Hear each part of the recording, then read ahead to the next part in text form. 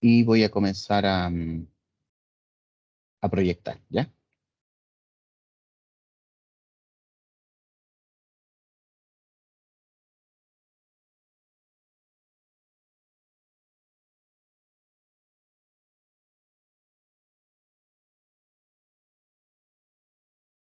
Entonces, ¿ven bien la proyección? Principios de técnicas inmunológicas. Sí, se ve bien, profe. Sí, se ¿Se ve. ve bien? Ya, súper. Voy a apagar la cámara para que el ancho de banda no nos perjudique.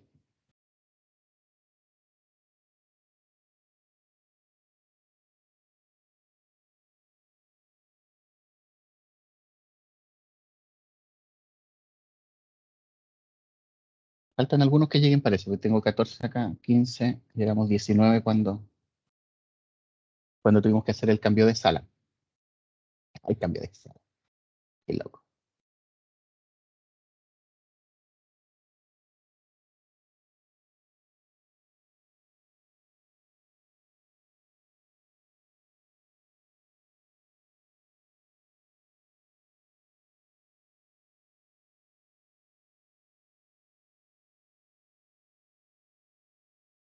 Ya, démosle entonces. Voy a poner esto a proyecto. Habíamos dicho entonces que íbamos a hablar acerca de las técnicas inmunológicas y más bien de los principios que las sustentan, para que entendamos mejor cuáles son las metodologías que se utilizan luego para detectar. Lo que nosotros en el laboratorio hacemos son son las reacciones que involucran la unión antígeno-anticuerpo, ¿cierto? Porque siempre que nosotros hablamos de algo que está relacionado con inmuno, ya sea inmunoblot, inmunofluorescencia, inmunoprecipitación, todas esas técnicas que parten con la palabra inmuno, ustedes de inmediato tienen que pensar, aquí lo que está ocurriendo es una interacción del tipo antígeno-anticuerpo, como la que estamos viendo acá. Tenemos los anticuerpos que en su parte, acá, en el CDR, recuerdan ustedes cuál es el CDR, ¿cierto? Que es la región que determina la complementariedad, interactúa específicamente y físicamente con los átomos que están asociados a una región en el antígeno. ¿Y cómo se llamaba esa región en el antígeno? La región que entra en contacto directo con el anticuerpo.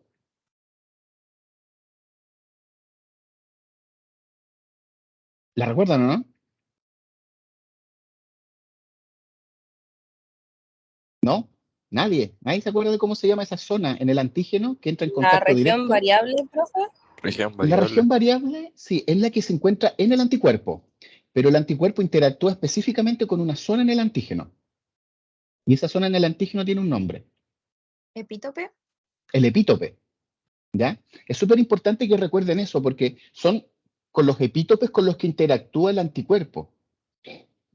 Y esos epítopes son una parte del antígeno, ¿ya? Porque el antígeno puede ser todo esto, pero el anticuerpo interactúa solamente con esa pequeña región que se llama epítope. Y luego el antígeno, que puede ser esto, todo esto, esta proteína, por ejemplo, puede estar unida a algo más grande. Pueden ser esferas, por ejemplo, de látex. Hay varias técnicas en las cuales unen antígenos a la esfera de látex para luego producir la inmunoprecipitación. O puede ser una bacteria, o puede ser un glóbulo rojo, ¿ya? Entonces tenemos que una molécula más grande puede contener un antígeno. Y ese antígeno puede tener uno o más epítopes. Si nosotros consideramos que todo esto es un antígeno, tiene uno, dos, tres, al menos tres epítopes, los cuales pueden ser reconocidos por anticuerpos que son específicos para ese epítope.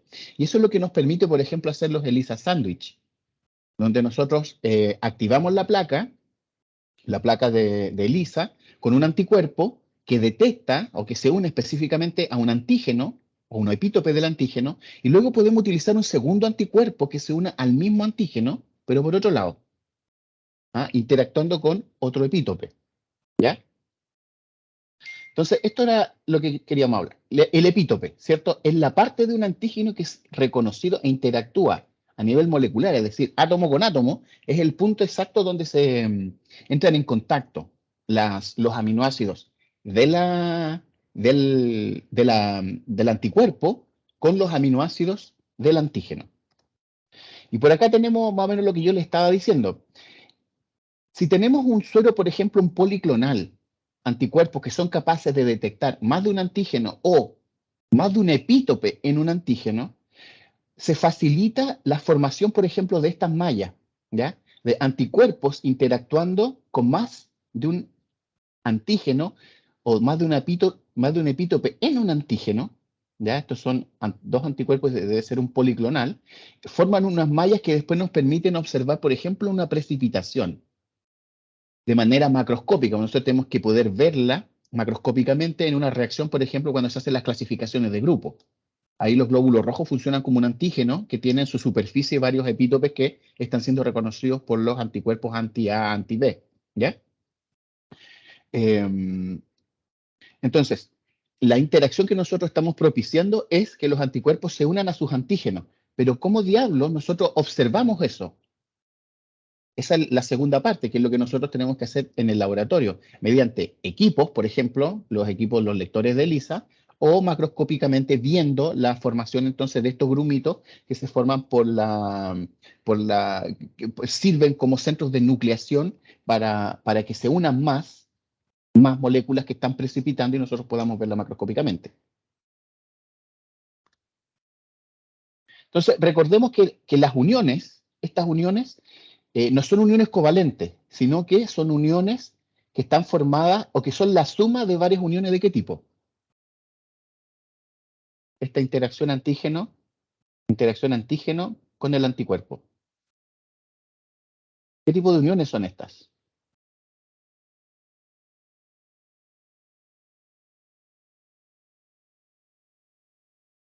Las uniones no covalentes. ¿Interacciones débiles? Son interacciones débiles. Y hay 4 interacciones débiles que son las más importantes. ¿Y cuáles serían?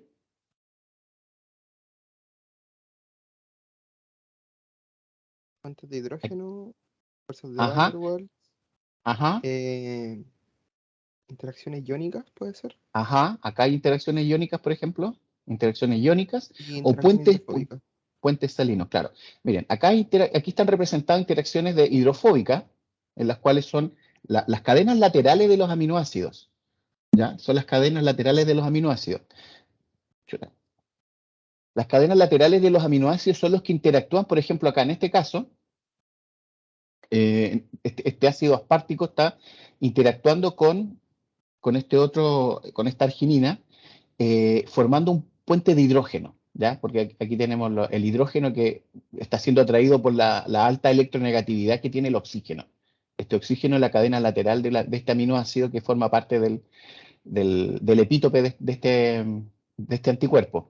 Entonces, los puentes de hidrógeno son, dentro de las interacciones débiles, las más fuertes. Luego le siguen los puentes iónicos o puentes salinos, como los que tenemos acá, que son simplemente por cargas, ¿ya? Carga negativa, carga positiva se atraen. Luego hay otras fuerzas como las de Van der Waals que tienen que ver con la cercanía molecular. Cuando hay cercanía por menos de 0,1 angstrom, tenemos entonces que se forman estas fuerzas de Van der Waals. Y otra interacción fuerte son las hidrofóbicas, donde aquellas cadenas laterales de aminoácidos que se quieren esconder o huir del agua van a formar parte entonces de esta zona de interacción donde está entrando en contacto una molécula con otra y por lo tanto no hay agua metida entre medio, ellos se esconden ahí. La suma de todas estas interacciones hacen una interacción fuerte. Nosotros podemos medir esa fuerza en el laboratorio determinando sus constantes de asociación o constantes de disociación, ¿cierto? ¿Qué es lo importante de esto? Es que para que se puedan producir estas interacciones, observen ustedes, tiene que, por ejemplo, estar este hidroxilo protonado. ¿En qué momento podría no estar protonado? ¿Qué cambios podrían haber en el ambiente para que este hidroxilo no esté protonado?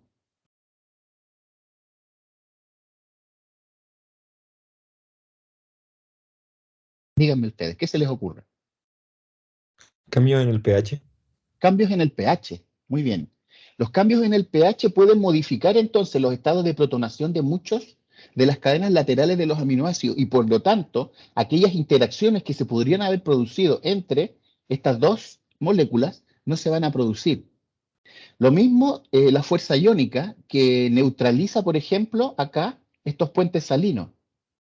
Cuando hay mucha fuerza iónica, pueden neutralizar. Y cuando hay muy baja fuerza iónica, pasa lo mismo. Entonces debe haber un equilibrio entre la fuerza iónica, cuál va a ser el pH para que esta interacción sea fuerte. Y por eso entonces, cuando ustedes tienen métodos diagnósticos, kits que vienen cerrados en una cajita, traen sus propios buffers. Y esos tampones entonces son los medios ideales en los cuales el fabricante probó su producto y obtuvo los mejores resultados. ¿Ya? Entonces hay que utilizar los buffers que ellos proponen. Si se les acaba el buffer, pero todavía les queda, por ejemplo, reactivo, todavía le queda anticuerpo, ustedes pueden observar en el inserto más o menos cuáles son las características del buffer y pueden preparar más. Normalmente están dentro de la solución salina o el PBS. El PBS, que es el buffer fosfato salino, que está a 0,9% cloruro de sodio más fosfato.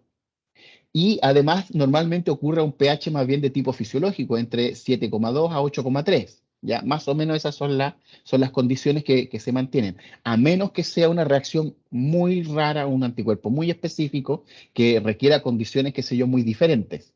Normalmente cuando eso pasa, en el inserto más o menos lo va a decir, que requieren condiciones de pH, qué sé yo, o muy alcalina o muy ácida por los estados de protonación de las cadenas laterales de los aminoácidos que forman parte de esta interacción antígeno-anticuerpo para que ésta sea fuerte y se mantenga.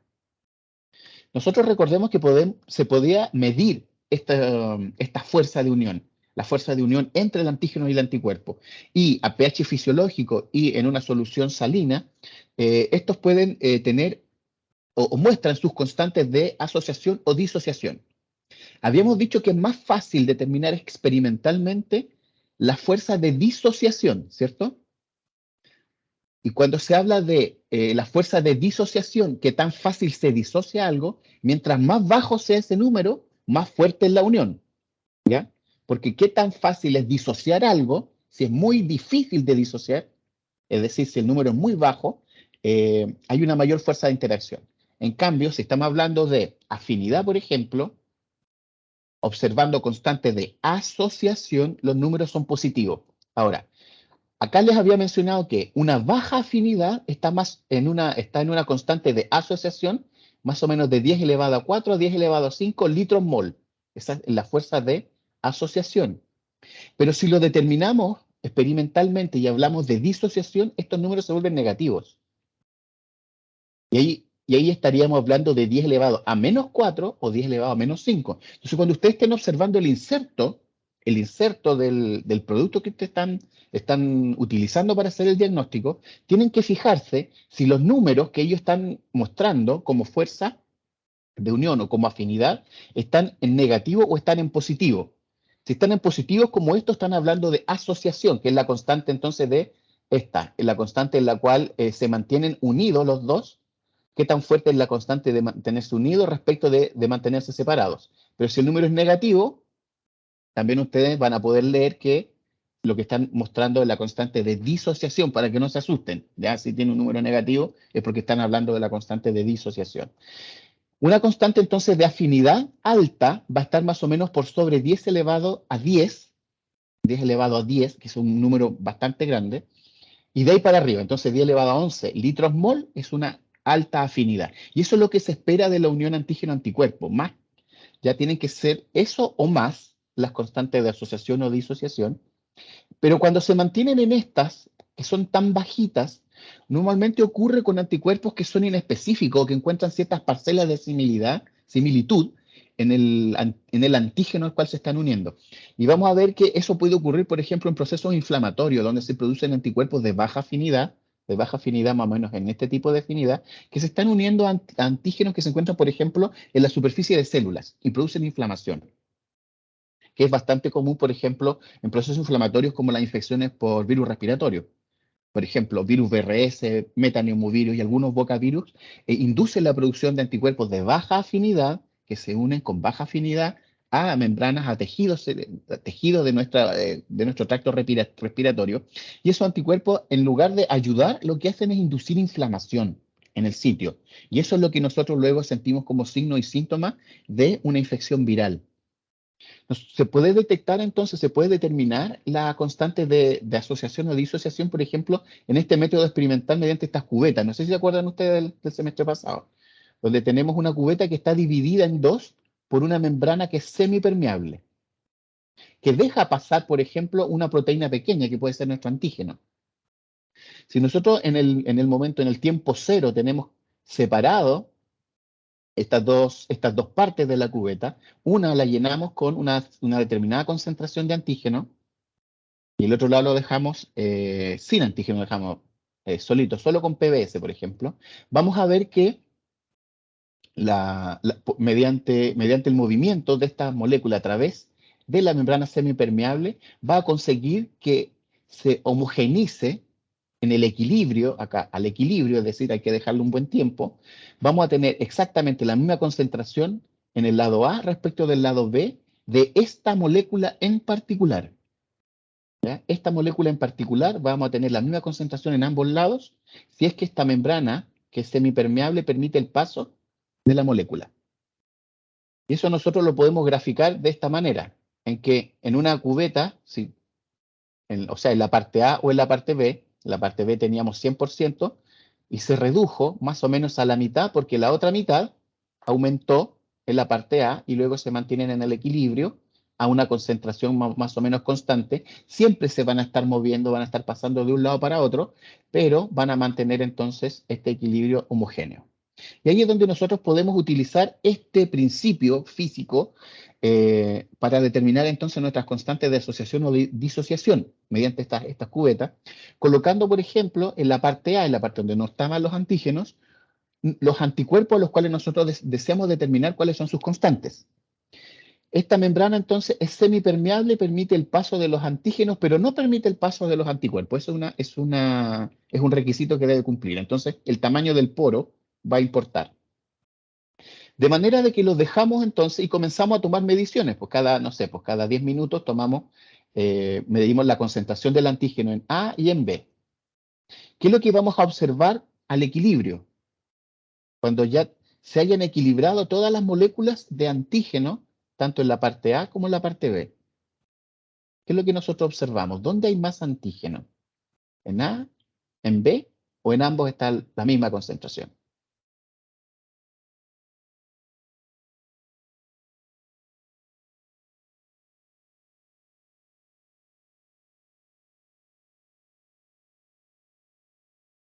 De antígeno solo están en la misma concentración en los dos lados. Exactamente. El antígeno solo, y eso es importante recalcarlo, porque cuando este antígeno entra en contacto e interactúa con el anticuerpo, se convierte en una cosa diferente.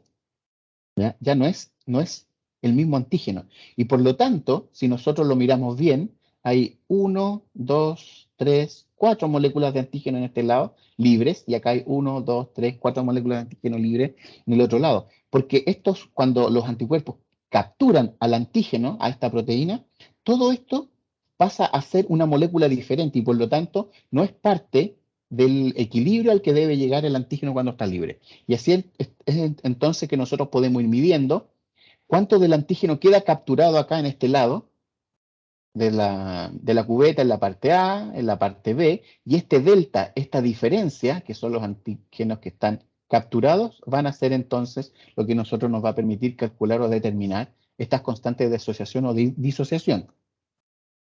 No les voy a preguntar mucho acerca de esto, sí lo anterior, esto sí les puedo preguntar en la prueba, de acá ya no tanto, pero es más o menos para que sepan que mediante estos cálculos lo que se puede determinar son estas curvas, o esta pendiente que sería la constante de disociación, con una velocidad máxima de asociación o de disociación dependiendo de las condiciones en las cuales se encuentre nuestro experimento.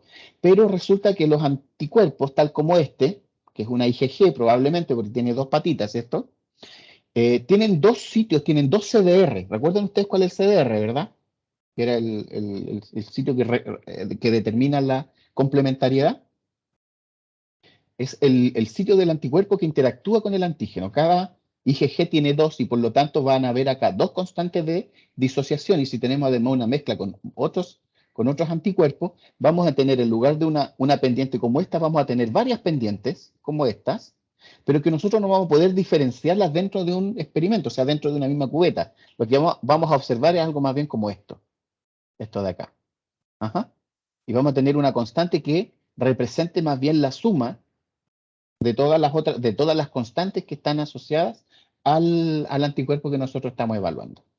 Y de ahí viene que la afinidad es un concepto que se utiliza para describir la fuerza de asociación de un anticuerpo, pero vemos que se queda un poco corta al pensar en que nosotros lo que tenemos realmente en un experimento es esto. Y por eso es mejor hablar no de afinidad, sino más bien ¿de qué?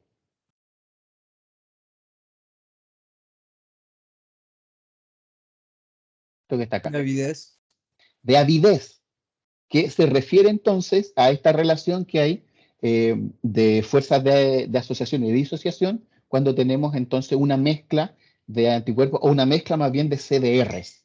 ¿Ah? Porque recordemos que la IgG tiene 2 CDR, la IgM tiene 10, la IgA tiene 4. Ajá.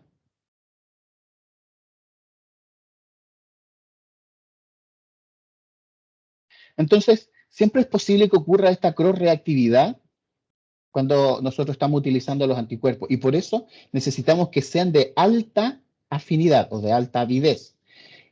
Por sobre 10 o por sobre 11 por 10 elevado, o sea, 10 elevado a 10 o 10 elevado a 11 de avidez, para poder describirlo como un anticuerpo que sea útil.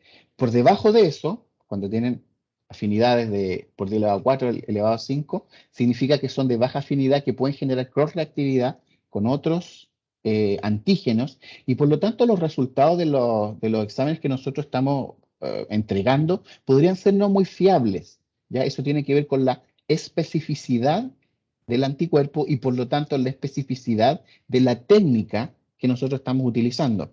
Y esos datos de sensibilidad y especificidad normalmente ya están determinados por el fabricante del producto. Ellos lo informan y tienen que estar por sobre el 90% para hacer métodos diagnósticos confiables.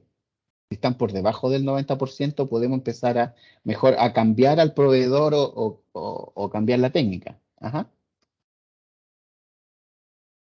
Entonces, existen técnicas de inmunoprecipitación, nosotros habíamos visto. Ya les mencioné, lo que nosotros proponemos es que se produzca esta interacción antígeno-anticuerpo. Pero nosotros no podemos observarla porque no somos magos, ya no tenemos ojos capaces de ver esta interacción. Así que tenemos que utilizar técnicas o metodologías que nos permitan visualizar o detectar esta interacción, si es positiva o es negativa. Entonces, una de las técnicas que es estos ensayos de doble inmunodifusión o ensayos de Oesterloh son en los cuales se basa la mayoría de las técnicas que hoy se utilizan de inmunocromatográficas. Esto era un principio bastante simple, en el cual en un portaobjetos, es decir, en una plaquita de vidrio más o menos pequeña, se colocaba un gel, o sea, una agar, ¿ya?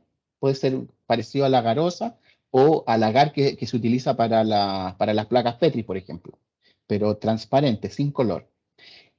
Y a esta agar se le hacían unos sacabocados, se le hacían unos hoyitos. Ya, por ejemplo, acá hay uno al centro, rodeado por 1, 2, 3, 4, 5 otros hoyitos que están a una distancia más o menos cercana.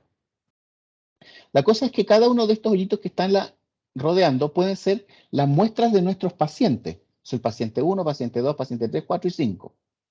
Porque queremos detectar, por ejemplo, la presencia de un antígeno en el suero de estos pacientes o puede ser lavado bronquialveolar. ¿Ya?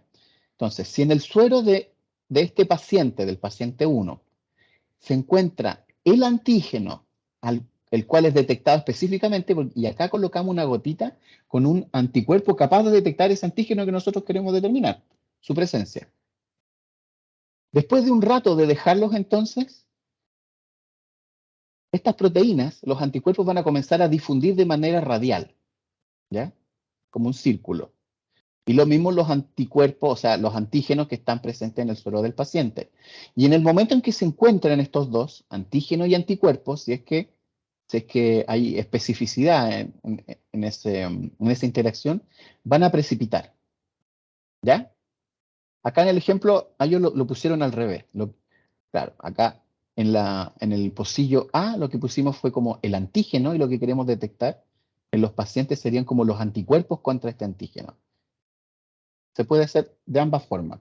Lo importante es que al medio, en el punto D, donde se encuentran antígenos y anticuerpos, se va a formar una precipitación que es visible al ojo humano. Y esta precipitación que es visible es el principio en el que se basan las técnicas actuales de inmunocromatografía que vimos el semestre pasado, estos kits en los cuales una fase móvil se va desplazando y va a comenzar entonces a interactuar con los anticuerpos que están fijados en la fase móvil y van a precipitar en algún punto, en el punto donde estos se encuentren. Y esa precipitación tiene que hacerse visible de alguna forma. En los kits entonces de inmunocromatografía lo hacen mediante una enzima que al precipitar va a dar un color, un compuesto coloreado, que nosotros lo vamos a poder ver fácilmente, pero todas estas técnicas se basan en este principio fundamental, que básicamente es la precipitación del complejo antígeno-anticuerpo que se forma al entrar en contacto estos dos. Y de ahí hay otras formas, por ejemplo, de ir detectando la presencia cuando se forman, qué sé yo, esta casita o cuando estas se cruzan, ¿ya? Cuando está la presencia, cuando hay combinaciones, qué sé yo, de anticuerpos o de antígenos. Y tenemos que recordar entonces también que existe una zona en la cual la relación que hay entre antígeno y anticuerpo va a permitir la formación de estos complejos que sean grandes, ¿ya? Porque tienen que precipitar, y tienen que precipitar de manera que nosotros lo podamos observar.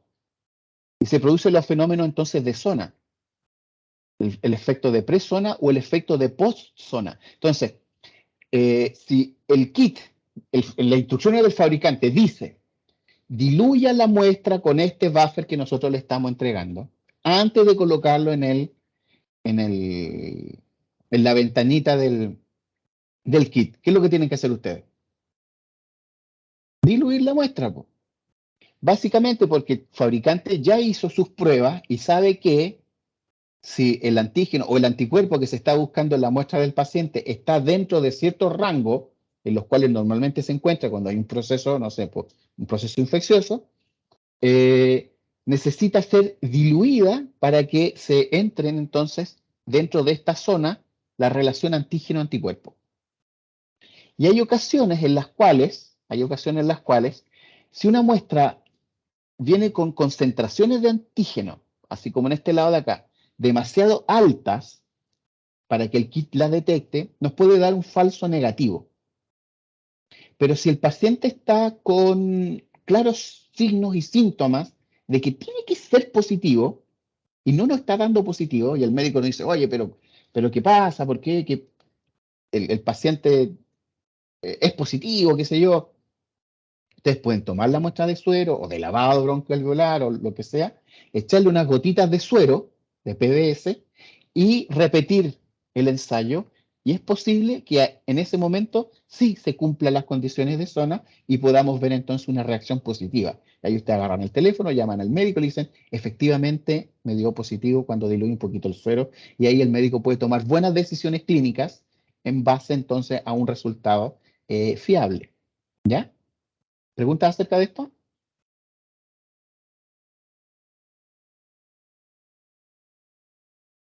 No, ¿Guillos? profe. ¿No? ¿Les queda más o menos claro entonces? Tienen que ser proactivos en el laboratorio, no pueden quedarse simplemente así. Bueno, y estas técnicas, ustedes también ya conocen bien esto en la inmunohematología, como estas técnicas entonces de precipitación, las técnicas de hemaglutinación se basan en este mismo concepto, que es la formación de estas mallas cuando existe una proporción adecuada entre anticuerpos y antígenos, porque para poder ver los glóbulos rojos que forman estas aglutinaciones macroscópicas, es decir, que nosotros podemos verlas a simple vista, tienen que formarse entonces estas mallitas con los anticuerpos. ¿Ya? Que se da también en estas técnicas, por ejemplo, de CUMS directo o CUMS indirecto, cuando vamos a colocar el antígeno, buscar, qué sé yo, los anticuerpos presentes, o vamos a buscar los antígenos presentes en los glóbulos rojos. Vamos a hablar de directo, qué sé yo, cuando se está buscando el antígeno mismo. ¿Ya?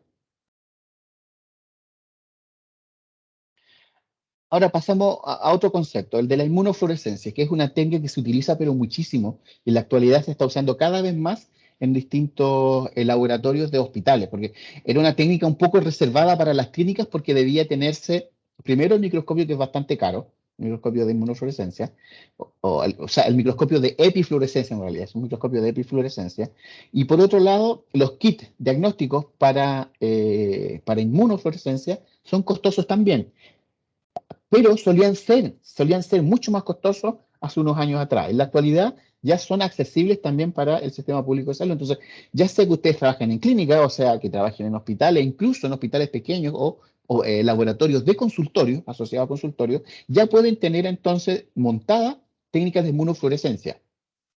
Y el principio de la técnica de inmunofluorescencia es el mismo para todas. Entonces, ustedes cualquier kit que compren, van a poder, al mirar el inserto, interpretar qué es lo que, cómo este funciona. ¿Ya? Entonces, recordemos, lo que hace la inmunofluorescencia, IF es inmunofluorescencia, que puede ser indirecta o puede ser directa. Entonces, ¿qué significaba que sea directo? ¿Recuerdan ustedes?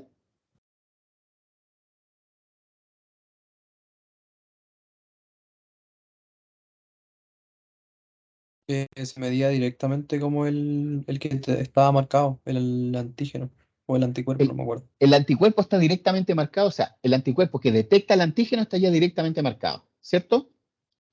Esas son o sea, esa es la directa, que no se usa tanto, porque es como más costoso, porque el anticuerpo que detecta el antígeno ya viene marcado, entonces como que no te permite flexibilidad para elegir, qué sé yo, el color y otras cosas. Lo que normalmente se utiliza es la IFI, la inmunofluorescencia indirecta, en el cual en el kit viene un anticuerpo específico para el antígeno, y lo que hacemos luego es utilizar un segundo anticuerpo que es el que está marcado, y el segundo anticuerpo que es lo que va a detectar, a qué se va a unir.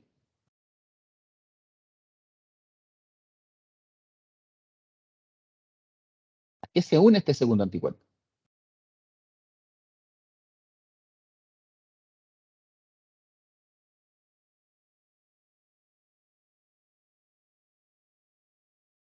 ¿No se acuerdan?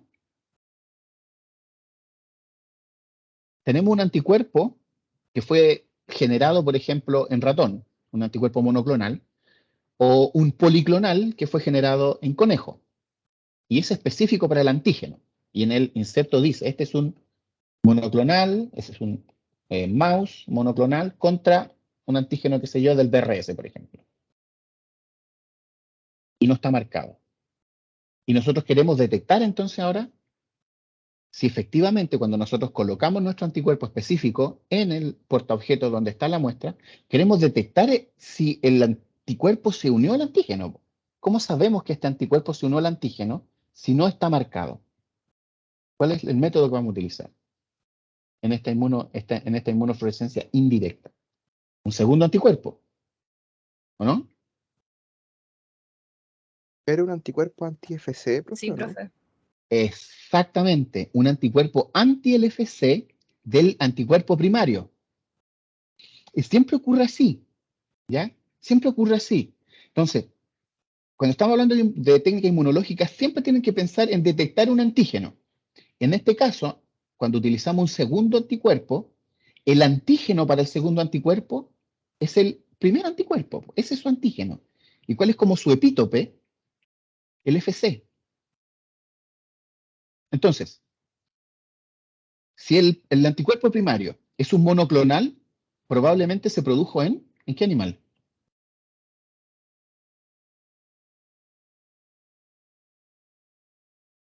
Los monoclonales, ¿en qué animal se producen?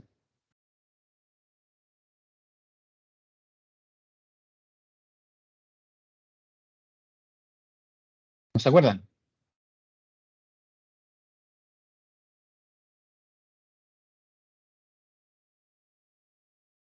Y se los acabo de decir hace 3 minutos atrás. De ratón. En ratón, ¿ya? Cuando se hacen los monoclonales, toda esa cosa de los hibridomas, se hacen en ratón. Y los policlonales normalmente se hacen en conejo. Entonces, habitualmente cuando les llega su anticuerpo primario, específico contra el antígeno, en el insecto va a decir que es un mouse anti-algo o va a ser un rabbit anti-algo. Normalmente los monoclonales son mouse anti-algo, o sea, monoclonal antibody, mouse anti-algo, y los policlonales van a decir policlonal rabbit anti-algo. Entonces, el secundario que ustedes van a utilizar para detectar el FC tiene que ser capaz de detectar el FC o del ratón o del conejo, porque no son iguales. Ajá. Entonces, tienen que tener un secundario para monoclonales y un secundario para policlonales. ¿Ya? Y ese es el que va a ir marcado. ¿Con qué va a ir marcado? ¿Con qué se marca el segundo anticuerpo en una inmunofluorescencia? ¿Qué llevan? ¿Cómo se llama esa marca?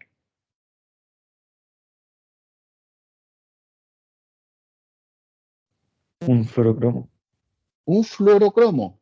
Los fluorocromos entonces son estas moléculas que se han diseñado, hay varios tipos ya. Aquí hay algunos nombres, por ejemplo, el PE, que es la ficoeritrina, fluoresceína, Percipi, Texarred, rodamina. Y hay varios más, ¿ya? Hay varios más, pero estos son los más utilizados. La gracia entonces de estos fluorocromos, recuerden ustedes, es que si les llega luz de una longitud de onda determinada, que es la excitación, luz de excitación, y se llaman epifluorescencia porque la luz llega desde arriba. La luz llega desde arriba para impactar sobre la muestra. Cuando la luz llega entonces a este fluorocromo de una longitud de onda determinada, emite esa luz a una longitud de onda diferente, ¿ya? Que puede estar acá en el rango de la luz visible, nosotros podemos observarla a simple vista en un microscopio entonces de epifluorescencia. Entonces, la gracia es que nosotros podemos marcar más de un antígeno en una misma muestra. En una misma muestra podemos marcar más de un antígeno. Y podemos diferenciar entonces esa interacción antígeno-anticuerpo de manera diferencial al utilizar anticuerpos que tienen distinta marca. Entonces, podemos utilizar al mismo tiempo, por ejemplo, el Percipi y el Texarred. ¿Les parece a ustedes sensato? Si queremos ver dos cosas diferentes y podemos marcar un anticuerpo con el Percipi y otro con el Texarred.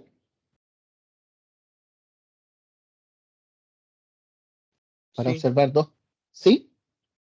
¿Sí? Porque, por ejemplo, el anticuerpo va a ir contra el antígeno, por ejemplo, del virus, del VRS, marcado con Percipi, y también queremos detectar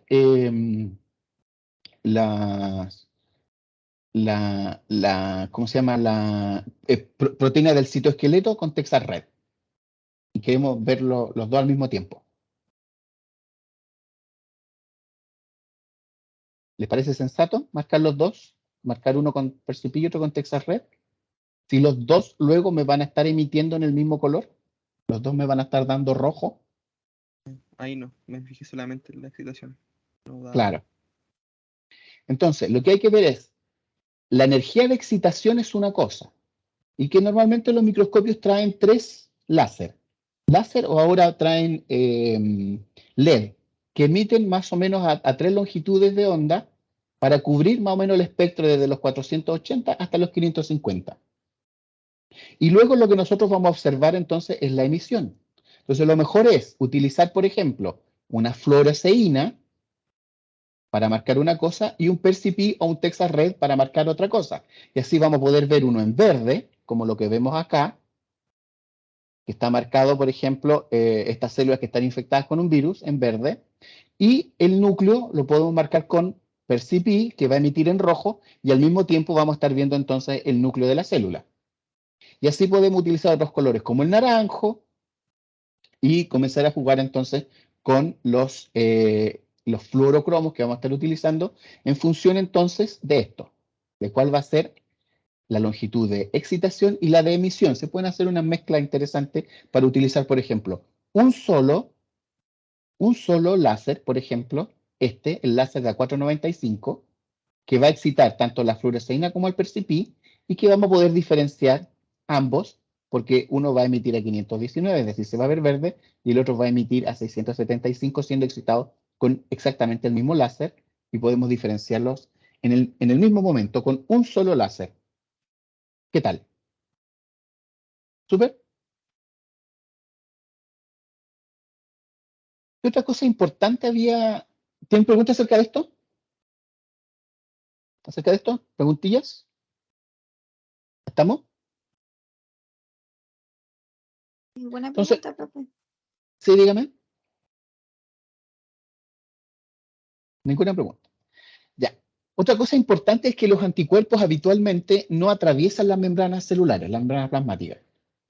Y por lo tanto, en la muestra que nosotros tenemos, por ejemplo, en el portaobjeto, un extendido de lavado broncoalveolar, las celulitas que van a estar pegadas al vidrio van a ser impermeables a nuestros anticuerpos, al primario y al secundario. Entonces, siempre sigan las instrucciones del fabricante cuando dice que hay que incubar la muestra, ya fijados, por ejemplo, las células al vidrio del portaobjeto, con detergentes o con los buffers que ellos colocan.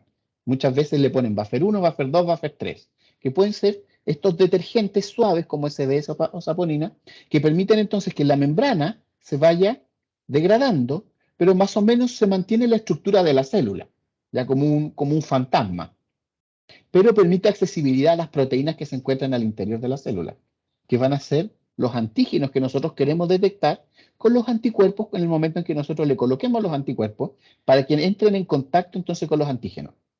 Y luego poder verlo, qué sé yo, si un anticuerpo primario, o sea, si es una inmunofluorescencia directa, el mismo anticuerpo primario va a ser el que está marcado, o en una indirecta en que debemos enviar otro.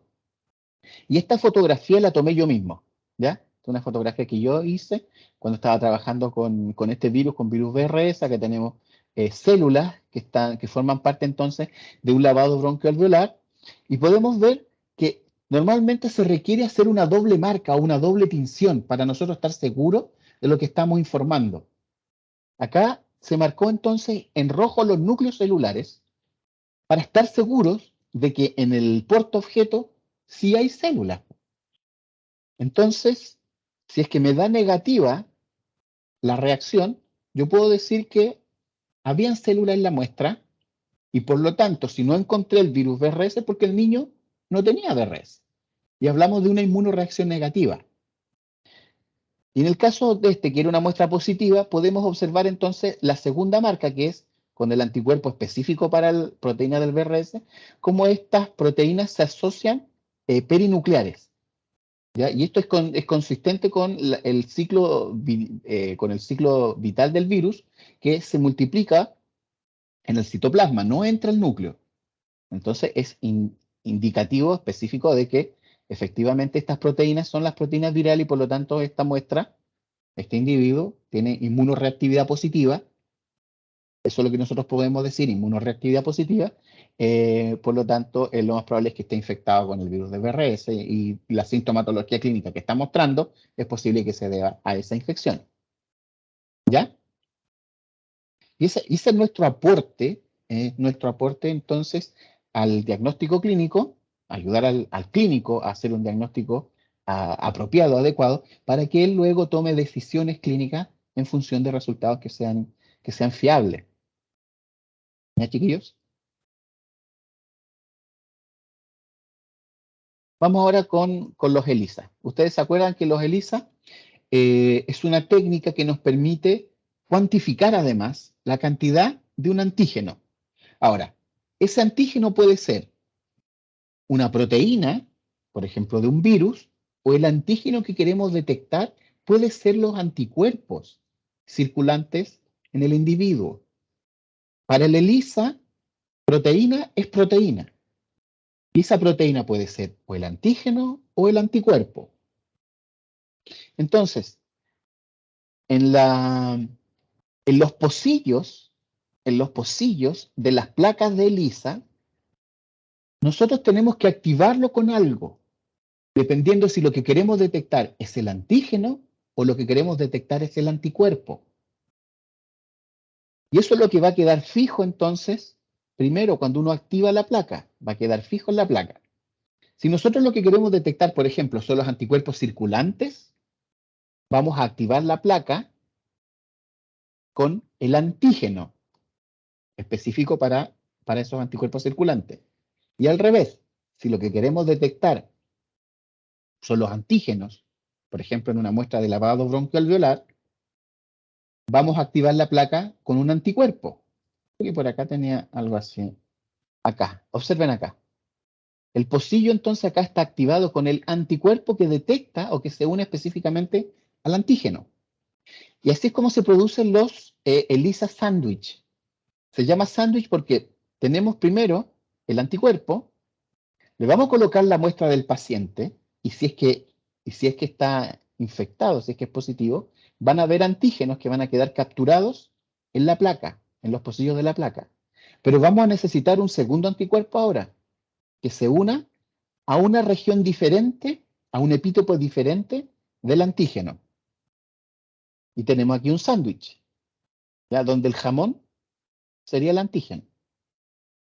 Y luego este segundo anticuerpo puede ya venir marcado o vamos a requerir un tercer anticuerpo que sería el que ya viene marcado contra el FC de este anticuerpo secundario.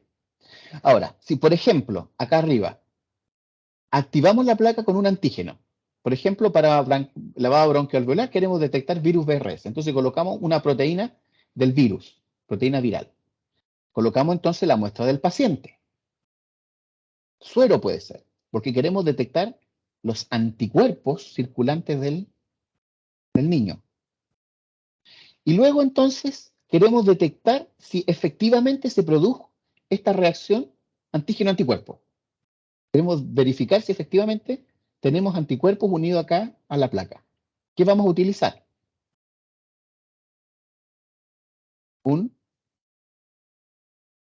anticuerpo. ¿Y contra qué va a ir dirigido ese anticuerpo?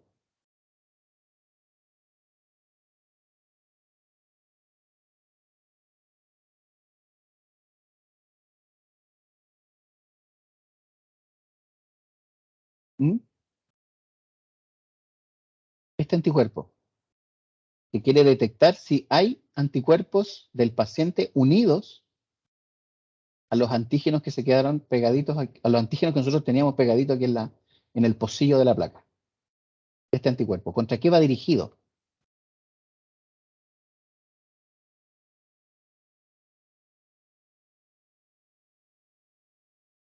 Contra el fragmento FC del anticuerpo del paciente.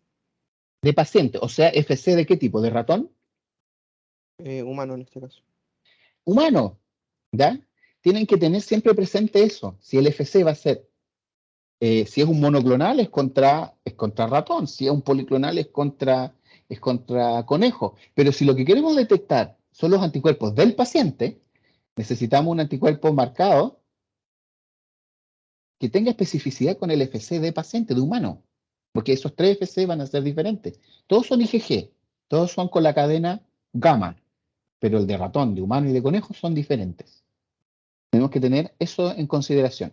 Entonces, otra cosa importante que ustedes tienen que tener en cuenta cuando se hacen los ELISA, bueno, hay que hacer lavados. ¿Por qué se hacen los lavados? Porque miren, observen ustedes, tenemos esta placa activada con un antígeno.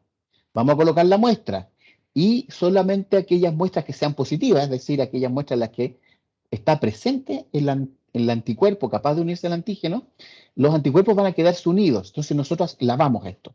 Lo lavamos varias veces. ¿Por qué? Porque en individuos en los cuales no tienen anticuerpos contra el antígeno que nosotros estamos colocando en la placa, después de los lavados, todos esos anticuerpos que están circulando en nuestro suero se van a ir. Y si se quedaran acá de manera inespecífica, cuando después nosotros utilicemos la solución cromogénica para detectar la unión antígeno-anticuerpo, nos va a dar un falso positivo. Por eso tenemos que hacer lavados para eliminar entonces todos aquellos antígenos o anticuerpos que no se unieron específicamente. Y ahora, viene otro problema. Estas placas, los pocillos de las placas son de poliestireno, son de plástico. Y este plástico naturalmente une proteínas, todas las proteínas. Y es el principio por el cual nosotros podemos activar las placas. Nosotros podemos activar las placas acá, colocando, por ejemplo, el antígeno, gracias a que los antígenos son proteínas y se van a unir al poliestireno. Entonces lo incubamos un rato en una solución salina para que la proteína quede pegada. ¿Cuál es el problema? Que después, si colocamos las muestras del paciente, estos anticuerpos también son proteínas y también se van a quedar pegadas al pocillo, a las paredes de la placa, de manera inespecífica. Entonces, ¿cómo nos evitamos que los anticuerpos del paciente, o de lo que nosotros queramos poner, se peguen también a la placa inespecíficamente? Hay que bloquear la placa. Acá vemos que este pocillo tiene antígeno aquí, aquí, aquí y aquí. Pero en aquellas zonas, acá por ejemplo al medio, entre medio, o en las paredes, no hay antígeno. Es decir, todos estos espacios de poliestireno están disponibles para que se peguen los anticuerpos, todos los anticuerpos humanos. Después vamos a usar un anti-FC humano y nos va a dar todas las reacciones positivas. Lo que se hace entonces es bloquear todas estas zonas de plástico disponible después de que se hace la activación de la placa. Después de la activación se hace el bloqueo. Y ese bloqueo se hace con alguna otra proteína, pero una proteína que sea irrelevante. Lo más común es que se utilice albúmina sérica bovina, el BSA, el famoso BSA, ¿ya? Bovine Seric Albumin. Entonces, toda esa proteína de albúmina, que vamos a colocar acá, se va a pegar en todas las paredes de este pocillo y por lo tanto nos va a dejar espacios para que los anticuerpos se unan. ¿Dónde se van a poder unir los anticuerpos? Únicamente aquellos que sean específicos para los antígenos que ya que estaban de antes. Entonces, cuando hagamos los lavados y retiremos entonces el suero del paciente, se van a ir todos los anticuerpos, excepto los que se unieron específicamente. Y si el individuo no tiene anticuerpos específicos, es decir, no está infectado, se van a ir todos y luego la reacción va a ser negativa y va a ser un verdadero negativo. Y de ahí viene que algunos de estos anticuerpos podrían llegar a quedar pegaditos en algún punto de la placa. Y por eso siempre vamos a obtener algún tipo de lectura. Pero va a ser una lectura baja. Y lecturas en los lectores de LISA superiores a 0,2 densidades ópticas se consideran positivos. Por debajo de 0,2 se considera ruido. Y ese ruido se da porque algunas proteínas van a quedar pegadas en la placa de manera inespecífica, o puede haber también anticuerpos de baja afinidad inespecíficos contra la proteína y que queden pegados uno que otro, pero va a dar una reacción, como son poquitos, este color va a ser bajito al medir, entonces la reacción va a ser por debajo de 0,2, por lo tanto se utiliza como blanco, ya es negativo. ¿Qué les pareció? ¿Bien? ¿Pareció súper cool?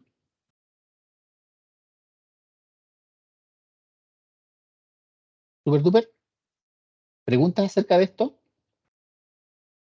Bueno, los agentes de bloqueo básicamente tienen que tener, ¿qué cosas? Proteínas. ¿Para qué? Para ocupar todos los espacios que quedan disponibles. Como les dije, el BCA es el que más se utiliza. Muchos fabricantes incluyen en el kit su agente de bloqueo, que a veces es BCA o puede ser alguna otra proteína que ellos o algún otro polímero que ellos hayan, por ejemplo, producido, que sea más específico, que sea una con mejor afinidad a la placa o que tenga mejores propiedades, ¿ya? Entonces, es bueno que si el kit trae su propio agente de bloqueo, usen ese agente de bloqueo.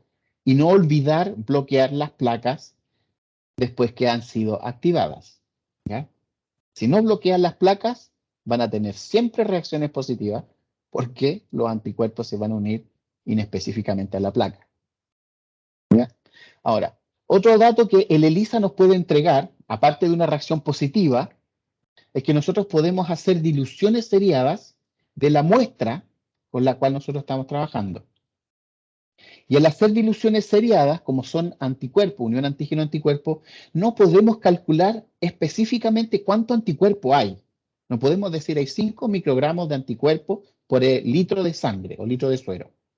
Pero sí lo que podemos hacer es determinar cuál es el título, es decir, cuántas veces podemos diluir la muestra del paciente obteniendo una reacción positiva, es decir, lecturas por sobre 0,2, 0,2 densidades ópticas, cuántas veces podemos irlo diluyendo hasta que la siguiente dilución ya no observamos una reacción positiva.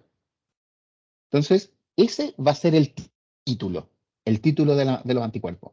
Durante un proceso inflamatorio, a ver, ya les dije que pueden haber ciertos anticuerpos circulantes de manera inespecífica contra distintos tipos de antígenos.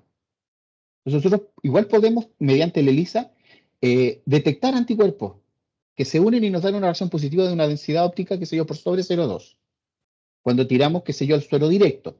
Pero si hacemos diluciones, vemos que esos títulos de anticuerpos pueden ser, por ejemplo, por acá, por debajo de 8.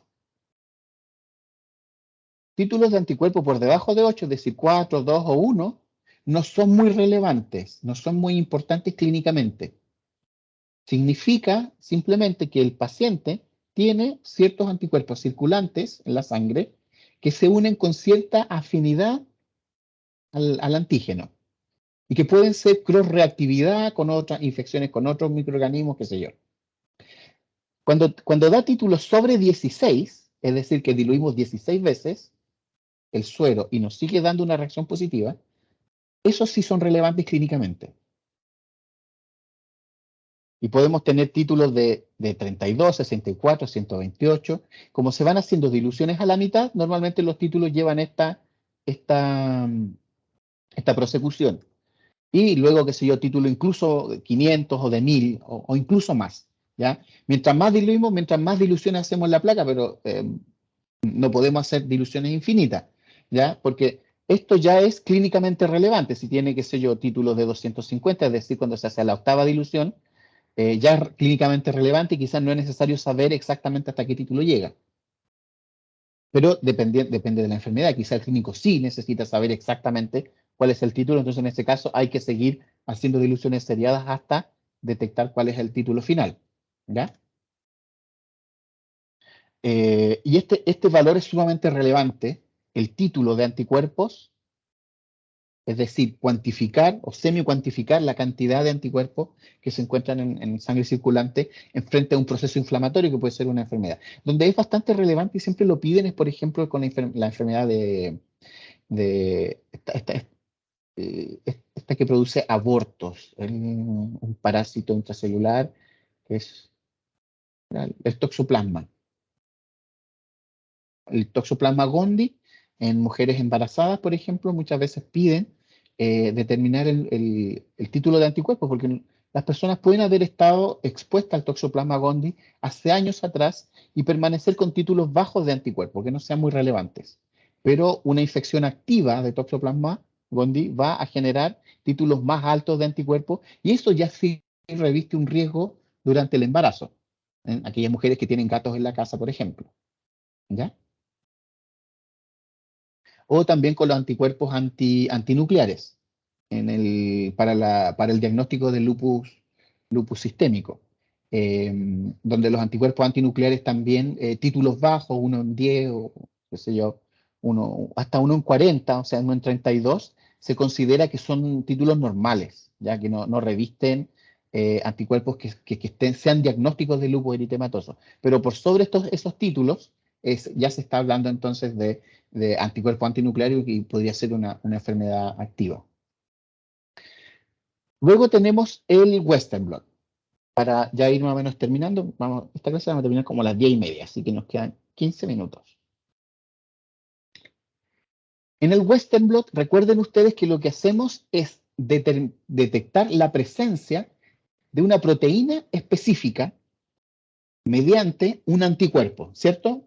Y por eso el Western blot también se llama inmunoblot.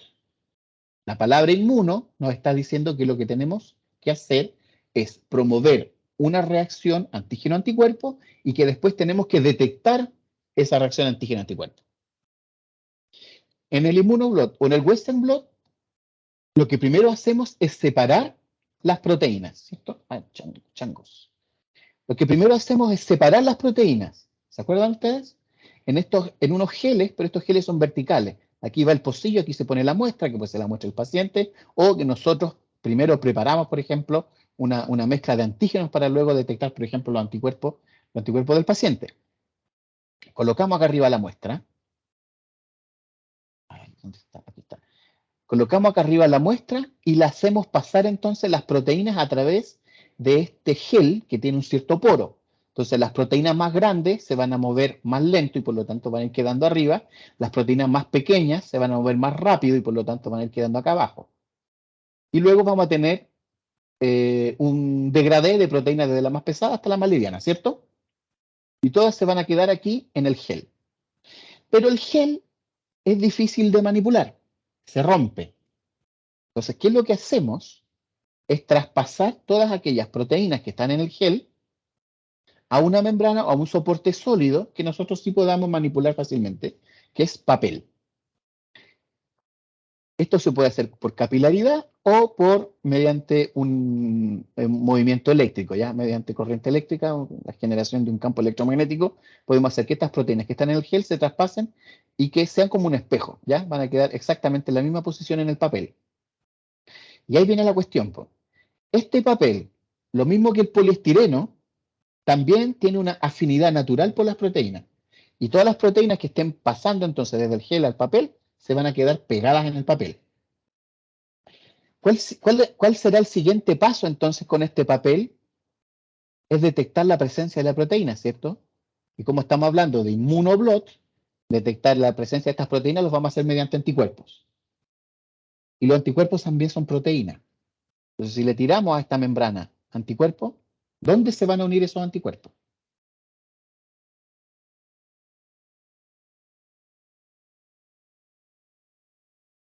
¿Qué dicen ustedes? ¿Dónde se van a unir esos anticuerpos?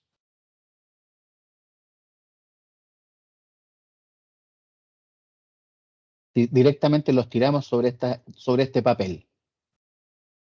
Recuerden, los anticuerpos son proteínas.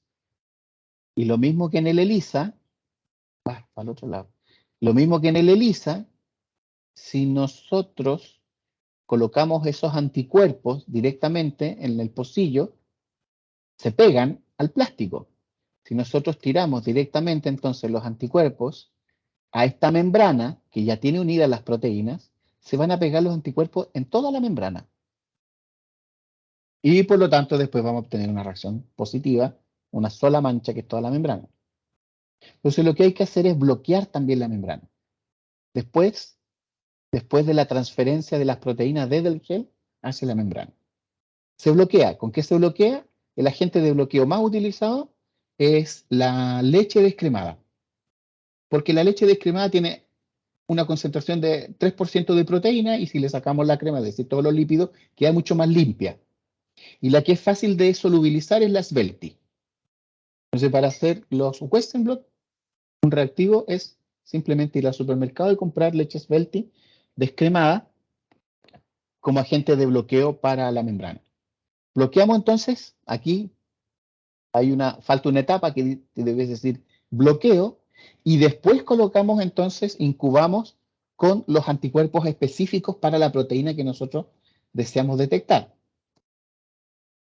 Se colocan las muestras acá, y además nosotros podemos colocar un estándar de peso molecular en alguno de los carriles, normalmente en el primero, para ir viendo entonces a qué altura se va a desplazar la proteína que nosotros estamos buscando. Nosotros sabemos qué proteína es.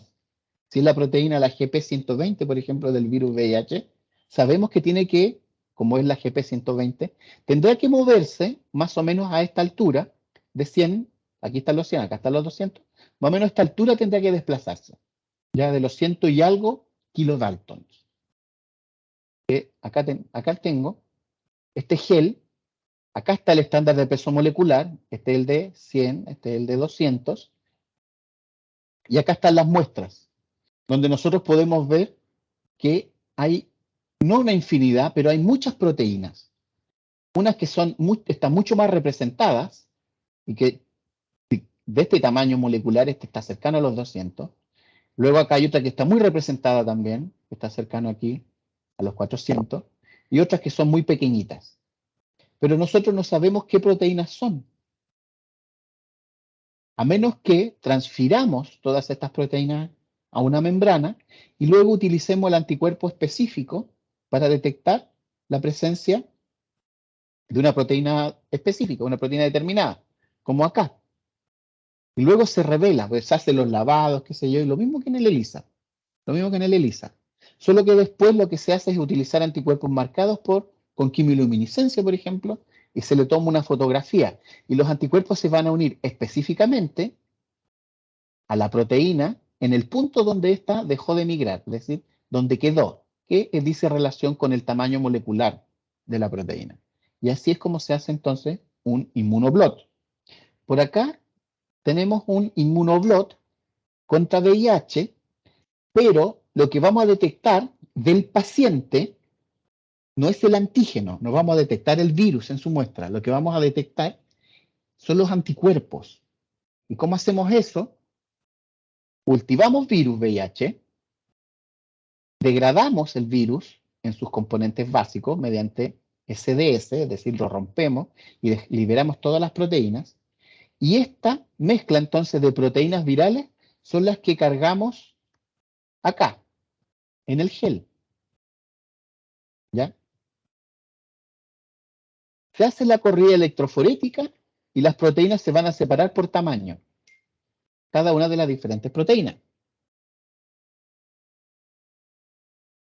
Y luego tiramos entonces el suero del paciente. El suero del paciente puede tener anticuerpos contra una o más de las proteínas virales.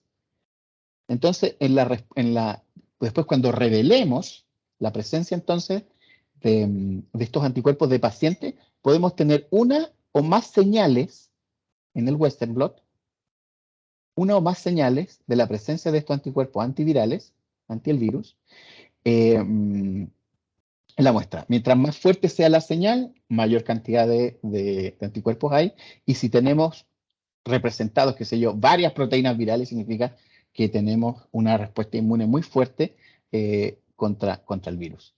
Entonces, acá va la pregunta. Tenemos entonces las proteínas del virus separadas en la membrana. Colocamos la muestra del paciente, lavamos y después, ¿con qué detectamos los anticuerpos del paciente si es que quedaron pegados a la membrana? Si quedaron pegados a las proteínas del virus. ¿Cómo lo detectamos? ¿Qué usamos?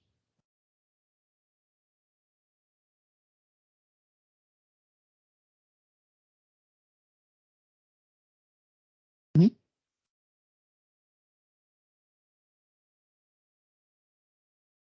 ¿Qué utilizamos para detectar si es que se unieron los anticuerpos que estaban en el suelo del paciente a las proteínas que habían quedado inmovilizadas en esta membrana?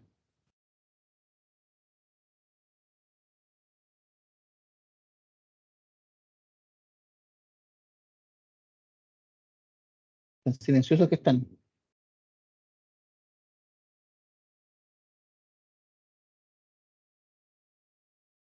¿Chiquillos? ¿Están ahí o no? ¿Siguen ahí? Sí, profe. Sí, profe, pero no Sí, sé profe. Ya, po. Recuerden, ¿cómo funciona esto? Tenemos antígenos, es decir, proteínas. Las corremos en un SDS page, que es lo que vimos que se hace. Ayuda, ¿por qué no se mueve ahora esto? Que es lo que se hace aquí. ¿Ya? Colocamos la proteína viral y la proteína viral se va a separar en los distintos componentes parecido a esto. ¿Ya? Estas pueden ser proteínas virales que se van a ir separando. Transferimos todo esto a una membrana. Las bloqueamos para evitar que todos aquellos sitios, por ejemplo, los que se ven más blanquito acá, no hay proteína, por lo tanto va a quedar esos espacios disponibles en la membrana. La bloqueamos. Y luego esa membrana la incubamos con el suero del paciente. Si el paciente es VIH positivo, probablemente tenga anticuerpos contra las proteínas virales. ¿Ya? Va para el otro lado. Si el paciente es VIH positivo, probablemente tenga anticuerpos contra estas proteínas virales, que acá están representadas en distinto color. y por lo tanto anticuerpos contra distinto color. Y incubamos entonces la muestra del paciente, el suero del paciente con la membranita. Si tiene anticuerpos contra distintas proteínas, entonces las proteínas contra la proteína, qué sé yo, la GP120 se va a pegar. Contra la GP40 se va a pegar por acá y la GP20 por acá. Van a quedar pegados estos anticuerpos, que son del paciente. ¿Cómo detectamos entonces después? ¿Cómo visualizamos que estos anticuerpos sí se quedaron pegados a la membrana? Estamos hablando de un inmunoblot. Entonces, todo tiene que ser aquí, la respuesta siempre es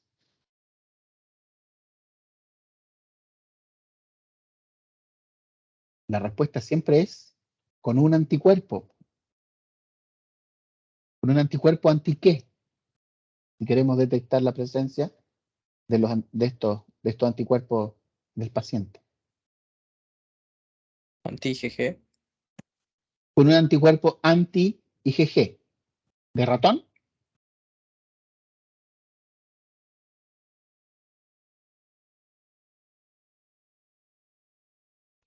Humano.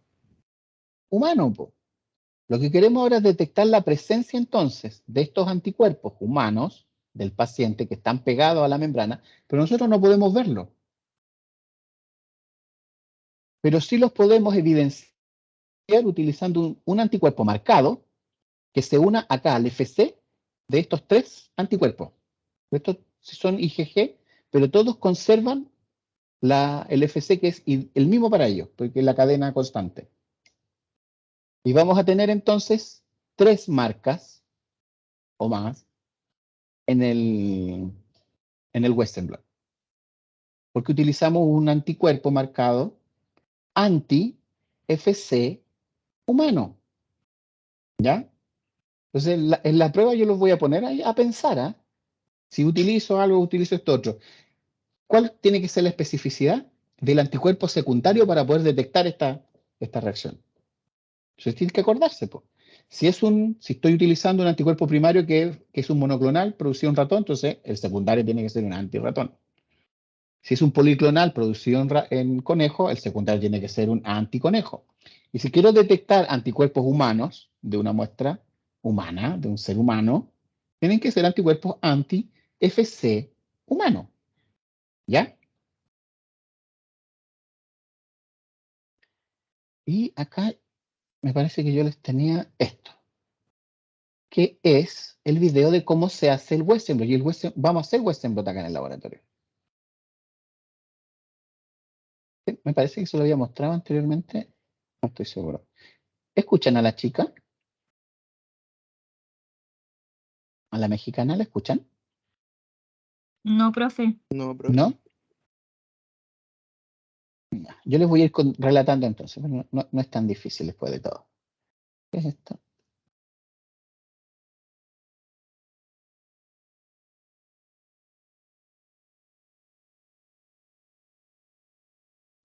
Bueno, esta es la fuente de poder, que es la que nos va a entregar la electricidad, las cámaras. Aquí es donde se arman los vidrios. Recordemos que lo que necesitamos es que este vidrio, son 2 vidrecitos y entre medio de ellos se va a polimerizar la acrilamida y la bisacrilamida. Luego se van a poner en estas cámaras. Entonces lo que necesitamos son nuestras muestras. Necesitamos 2 tipos de buffer. El buffer de carga y el buffer de corrida, para que no lo vayan confundiendo. En el buffer de carga es donde se coloca la muestra. Se mezcla la muestra con el buffer de carga, que tiene un cierto color para poder verlo, y además le entrega densidad a la muestra para que se vaya al fondo, y también contiene el SDS, y por eso se llama SDS Page. ¿Tiene SDS para qué? Para denaturar completamente la proteína, darle carga negativa a la proteína para que ésta se mueva entonces en el campo electromagnético de la electroforesis desde el polo negativo hacia el positivo. Entonces todas se van a ir migrando y se van a separar solo por tamaño y no por carga, ¿ya? Porque todas van a tener la misma carga. Vamos, acá está la cámara de electroforesis. No sé por qué muestra tanto los tubos Falcon esta niña.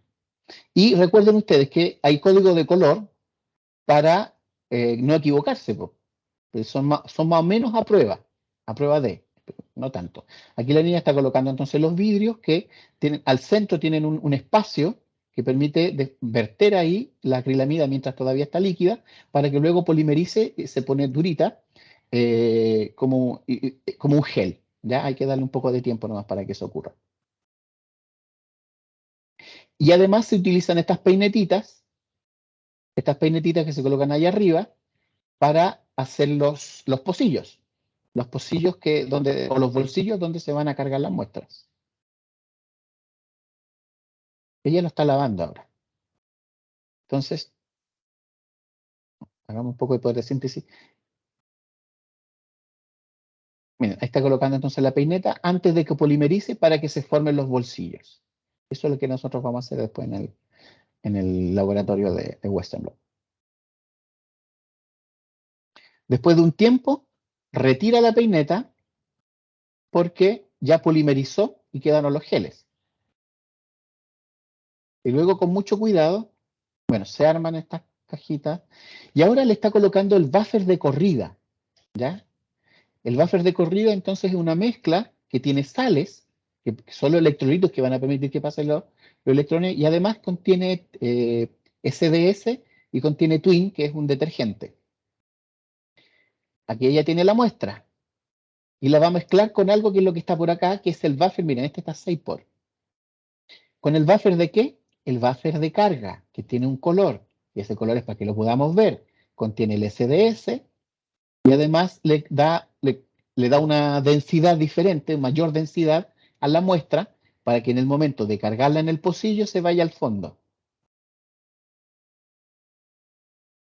Aquí tenemos entonces nuestras muestras, el buffer. Creo que estaba mostrando este tubo que tiene un estándar de peso molecular. Entonces aquí lo va a cargar. Y esto es lo que a veces cuesta un poco. El cargarlo en el bolsillo, porque es muy estrecho el espacio que queda entre los vidrios y hay que tener entonces buen pulso. Y esta niña lo hace así, ¡pum!, sin mucho problema, significa que lo ha hecho muchas veces, porque ya tiene mucha experiencia. Entonces, cuando ustedes también ya adquieran experiencia en hacer esto, les va a resultar bastante fácil. Pero la primera vez, por supuesto, y miren, como se queda en el fondo del bolsillo, porque tiene una mayor densidad respecto del buffer de corrida, que es el que está rodeando todo el sistema. Entonces, ahí ven ustedes cómo de nuevo se queda en el fondo del pocillo. Ahora, no se queda para siempre en el fondo del pocillo, esto igual después va a comenzar a difundir. Por eso hay que cargar más o menos rápido, armar el sistema, código de colores, que es a prueba de, y luego echarlo a correr. ¿Cómo saben ustedes que se está produciendo entonces el flujo de electrones a través del sistema que se está generando este campo electromagnético? ¿Recuerdan ustedes cómo se veía eso, no? Lo mismo que en el otro. ¿Aparecían burbujas? Sí, aparecen burbujas también, igual que en el estanque de electroforesis horizontal para DNA, empiezan a aparecer las burbujas desde el micrón, que esta pieza de metal, que es por donde están pasando la corriente, es por la descomposición del agua, ¿ya? Empiezan a salir a burbujitas. Y salen hartas burbujas, ¿ah? Son bastante bien visibles. En ese momento, cuando ustedes vean las burbujas, pueden ir a tomarse un café, ¿ya? Si no hay burbujas, algo pasó, algo quedó mal conectado, no sé. Si no ven burbuja, entonces no pueden todavía tomarse su cafecito. ¿Ya? Y esto es lo que se obtiene después de correrlo más o menos una hora a unos 100 volts. Como ven ustedes, las proteínas más grandes migran más lento, por lo tanto se quedan por acá arriba. Las más pequeñas migran más rápido, avanzan mucho más durante la hora de corrida, y se pueden hacer entonces incluso curvas de calibración. ¿Dónde estaba esa? Acá.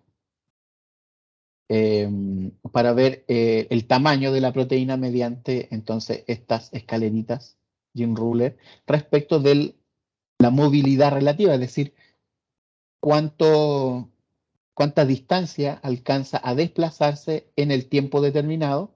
Las más grandes se desplazan poco, las más chicas se desplazan harto, y se pueden hacer estas curvas de calibración y luego entonces determinar exactamente cuál es el peso molecular de la proteína que nosotros nos interesa. Después en el Western blot uno ve solo una de las manchas, por lo tanto es más fácil determinarlo con la proteína que nosotros queremos detectar específicamente. ¿Ya? Jóvenes, entonces, espero que les haya quedado claro al menos esa parte, que técnicas inmunológicas siempre significa producir una reacción antígeno-anticuerpo. ¿Ya? El problema es que tenemos que visualizarla o tenemos que detectarla de alguna forma. Y para detectarla de alguna forma hay varias metodologías, ya sea el ELISA, ya sea el Western blot, ya sea la inmunofluorescencia, utilizando enzimas como la peroxidasa en el ELISA, fluorocromos como el PERCP o la fluoresceína en la inmunofluorescencia, o anticuerpos quimiluminiscentes en el caso del Western blot. ¿Ya? Y lo otro que quiero que les quede en la memoria es que cuando nosotros vamos a utilizar anticuerpos, porque siempre en inmunología todo es anticuerpos, cuando vamos a utilizar un anticuerpo secundario para detectar algo, tenemos que estar claros de contra qué va a ir ese anticuerpo.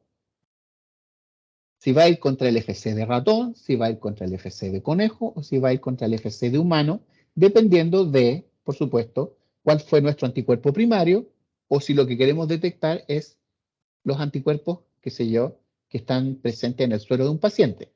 ¿Ya? Si el anticuerpo primario es de ratón, el secundario tiene que ser un antirratón marcado con. Y así sucesivamente.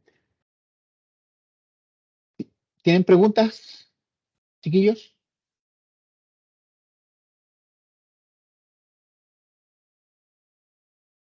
¿Preguntas al respecto? No, profe. ¿Qué les pareció No, profe. entonces? ¿Despejaron dudas? ¿Sirvió la clase? ¿O quedaron con más dudas que antes?